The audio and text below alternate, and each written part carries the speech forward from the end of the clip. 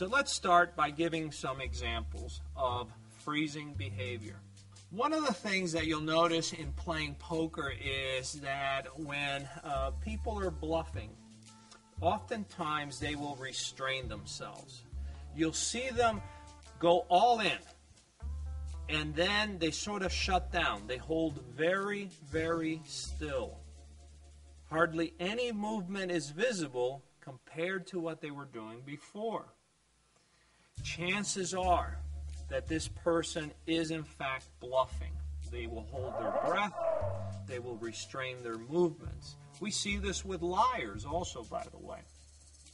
Liars tend to use their arms less. They tend to be less expressive.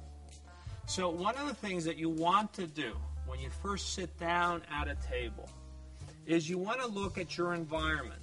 Look at every player that's at that table and ask yourself, where are they? Where are their hands? How are they sitting? How do they breathe? Do they move around a lot? Do they spread their elbows? Are their arms at their hips, or are they fully in at the table? Do they shake? Do they move? Anything at all that you can detect from the table as to the behavior, the activity of the other players is crucial. We call this the baseline behaviors. And one of the advantages of sitting there at the table and collecting this information on these players is that as the game unfolds, all of a sudden you'll notice when this one player, for the first time, moves all in, but then freezes. And we already said that one of the things that we do know about our brain is that when we tend to freeze, it's usually as a result of a threat. And the threat here is that the person may be caught bluffing. Another way that they may freeze at the table is normally they're talkative. Normally they're yapping away, talking about this and that.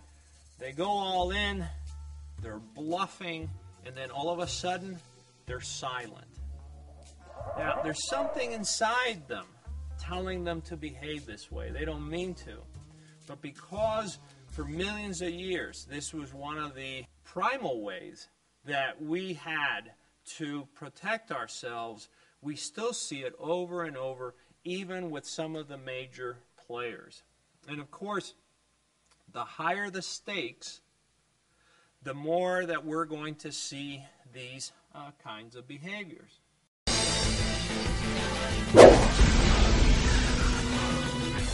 Joe Navarro, former FBI special agent. I amplify. Do you?